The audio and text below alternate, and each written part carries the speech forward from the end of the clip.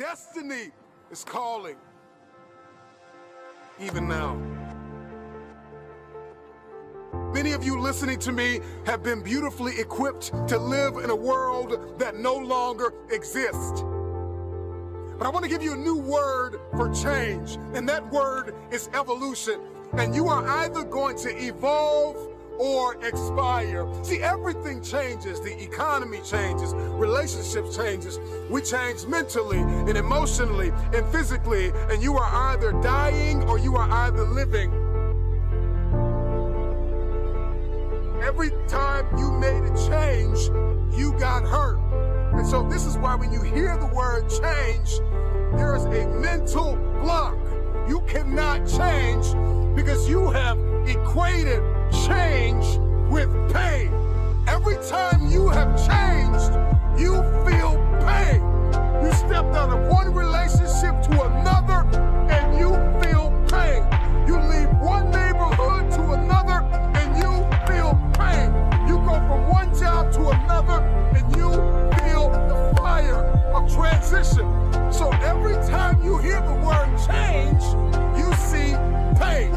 Every time they say it's time to make a difference, every time they say you need to go from this place to that place, all you can see is blood in your eyes. All you can feel is the blood and trauma in your mouth, hypnotized by the pain of change.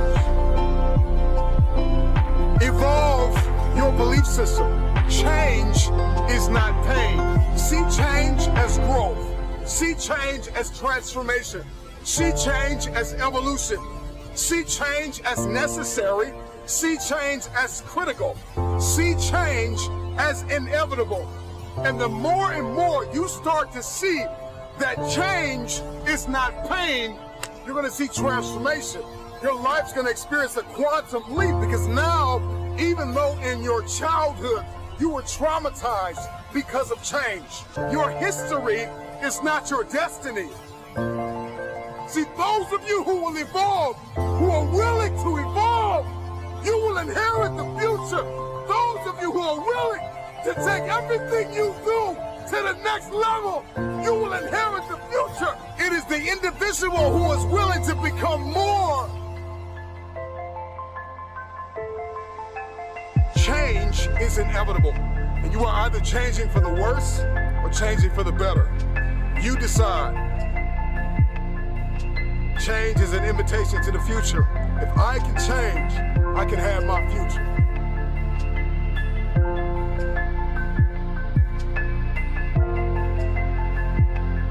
Another reason why people hate change is because not only do they see change as pain, but all they see change is as failure. And it's because every time you've made a change, you have failed. And you have to start identifying change with a new layer of belief. People tell me all the time, it's hard to get wealthy. It's hard to grind. It's hard to be focused. How do you even do these speeches? It's hard to stay motivated.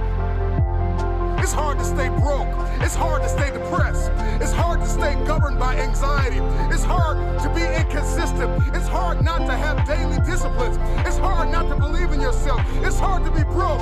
It's hard to be poor. It's hard. It's all hard. So choose your heart. You either go work for it, or sit there and let life knock you down and dare you to get back up. So I see the privilege. I see the moment.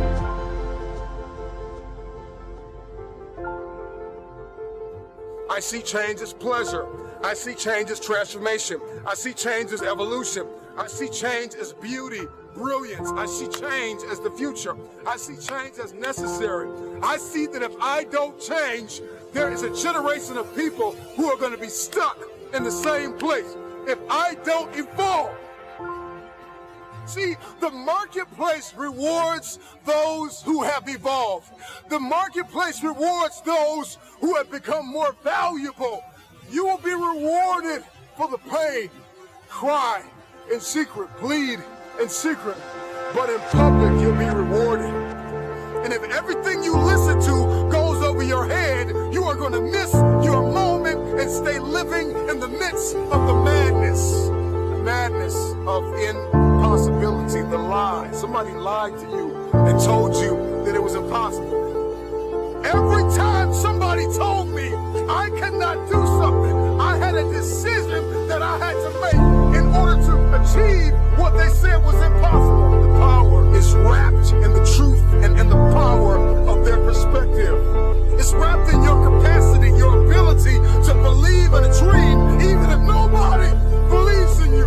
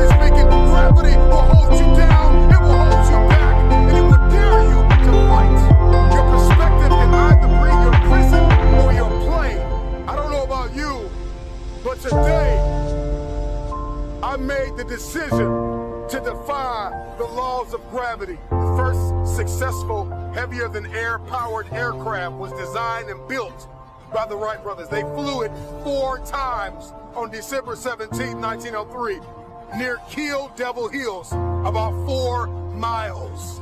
I believe possibility is destiny, and it is fear that keeps us arrested and apprehended by the spirit of impossibility. I'm gonna tell you this right now, and nobody else is gonna tell you this.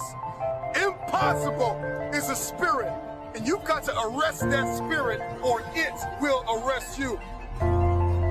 Impossibility is like a soda fountain, the easy way out, the path of least resistance, because to say something is impossible, to give up, to cop out, to fill your cup of carbonated excuses.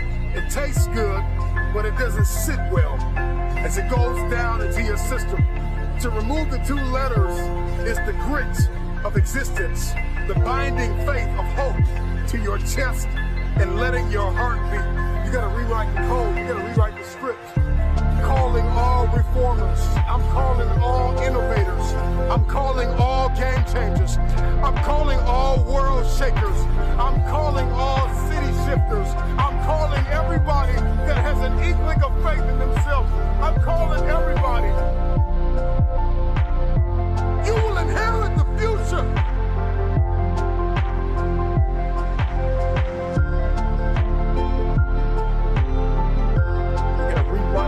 The code in our soul, because it's a matter of the soul, it's a matter of the will. People that have a will to win are the ones who win. These are the people that see the future. These are the people that see not where the hockey puck is, but they see where the hockey puck is going. That's the type of person that we all need to evolve to become. I learned years ago that the difference between people that get things done and people that do not is sheer willpower. Out of all the motivational speeches you have heard, how much of it have you retained and applied to your life? Because understanding the power and the difference between what is impossible and what is possible, it all comes back to your perspective and your capacity.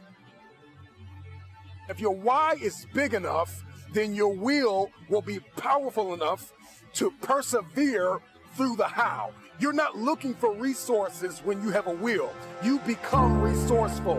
And that's the difference between people that see this thing as possible and people that do not. It comes down to one thing, and that is your will. So you don't want it bad enough. You don't want it bad enough. That's why you can't get it done. And so the how intimidates you. And the what boxes you in. We're more concerned about collaboration than character. I think we need to come back to a place where we're examining ourselves as an individual before a people. We make the people better when we deal with the person. You got to deal with the person. You got to deal with you. It's always going to be impossible to you if you don't see the power of your will. and the power of your why.